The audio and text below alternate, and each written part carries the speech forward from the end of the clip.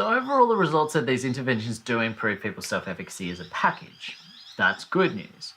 The other thing which is fascinating is it allows us to identify which parts of the intervention are having the biggest influence. As we discussed, many of the strategies that we thought would work didn't work at all, and in fact were hurting people's self-efficacy. These include things like barrier identification, problem solving, and verbal persuasion. Graded mastery was another one where it actually made people feel worse about themselves. But the good news is it allowed to identify some of the things that actually really did have a big influence. Things like objective feedback were really helpful. Seeing other people succeeding, that was great. Goal setting didn't really make that much of a difference. Neither did doing the exercise. So it gives us a lot of insight into what we should be doing with clients. But first of all, I want to explain why these results are so interesting, but also plausible. Verbal persuasion was one of the things that led to lower levels of self-efficacy. When verbal persuasion was present, the effect size was 0.11. When verbal persuasion was absent, the effect size was 0.22, almost double.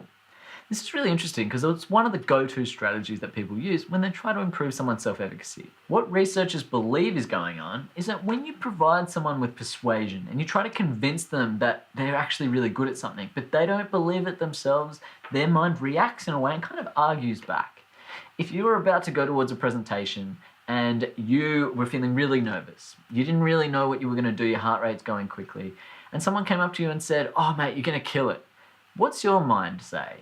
It kind of goes, "Oh, nah." Like, it comes up with all of the reasons why not.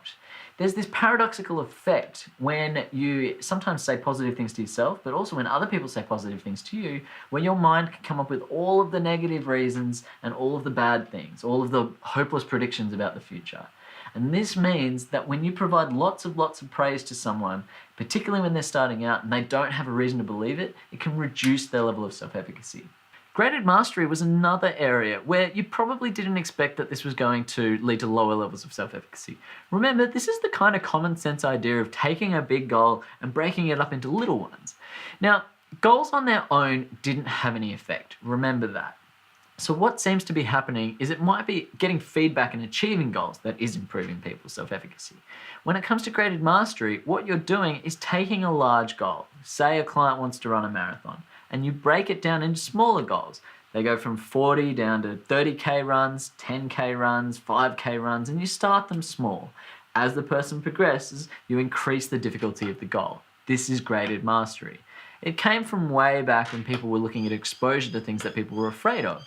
Instead of getting someone right in there with lots of spiders, you'd start by looking at a video of a spider or a photo of a spider first. Then you get in the room from a long way away and get closer and closer and closer. Now, when it comes to exercise and getting a sense of self-efficacy, the problem with graded mastery is that this big goal is still lingering in the background the whole time. What's happening by the sound of things is that clients who want to run a marathon aren't happy until they won that marathon, if the whole program is about trying to build up to the marathon. What's going on is that people aren't getting a sense of satisfaction by achieving those smaller goals because there's always something bigger that they have to achieve. Graded mastery hurts because it places a lot of emphasis on this big long-term goal and breaking it down into smaller goals. Instead, what seems to be more effective is not having that small goal per se, but just focusing the emphasis on the feedback around improvement. Showing, hey, look, last week you could hardly run a kilometer and now you've run 3. That seems to be really big improvement based on the data. Lots of praise wasn't helpful. Breaking a big goal down into smaller goals wasn't, but giving objective feedback about improvement does improve someone's self-efficacy. This objective feedback didn't have to be about you either. It could be about someone else in the group. If you're exercising with Kevin and Kevin's about the same height and weight as you, and he manages to show significant improvements in his performance or his strength, then it gives you a sense that you're able to do the same. This operates by a vicarious experience and by providing that sense of feedback that exercise does lead to a certain improvement. It seems a little bit like us as humans, we crave proof. We don't want just platitudes. We don't want people to just say nice things. We want proof that the work leads to an outcome. Feedback provides that proof. If you provide someone with absolute objective proof that they've run further or faster or lifted heavier weights or they've gone longer when they're holding a plank than they did before, these sorts of things all provide people with proof that they're improving. the same way that seeing someone else improving provides proof that it can be done. By watching this guy improve by doing exactly the same things you're doing, it shows you that there's proof of concept. You can do it if he can do it, right? So vicarious experience has a significant effect. Feedback on other people has a significant effect because all of these things provide social proof that the behavior leads to the outcome that you're hoping for. This means just exercising on its own isn't enough to improve self-efficacy. You can do that stuff and it'll be good for your physical health, except you need the proof that it's working in order to feel better about yourself. Now, this is why something like goal setting isn't enough, because you haven't achieved anything yet. It's by achieving goals and getting feedback on that is likely to improve your self-efficacy. One thing which had a negative influence that we haven't talked about yet is this idea of barrier identification and problem solving. Now, both of these are looking at when people are starting off in an exercise program. And both of them, the idea is to look for all of the things that might get in the way of the exercise program and then try to break them down before they become really big problems. The issue is that when people are starting out, it's a little bit like they're just leaving London on the Titanic. They're on this big, beautiful ship. They're very excited. They're probably a little bit nervous, but they don't really know there are icebergs out there. And by doing barrier identification and problem solving, both of them identify these icebergs.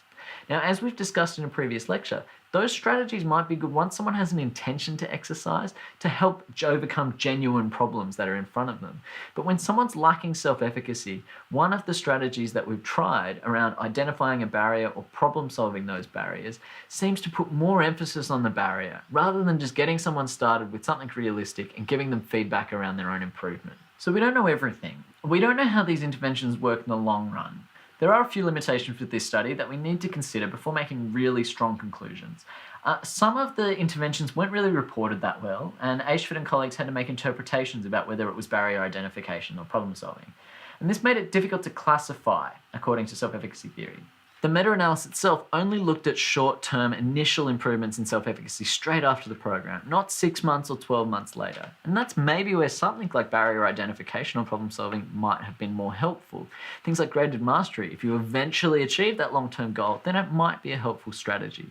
It also didn't look at combinations of interventions. It only looked at each individually. So feedback, while really important, might be even better with goal setting, but goal setting on its own isn't very effective. So these are important considerations that maybe in application we need to factor in. But based on the best evidence we have available, we know that the things that seem to be the most effective are providing a person with a sense of success by giving them objective feedback about their performance and the performance of other people who are similar to them.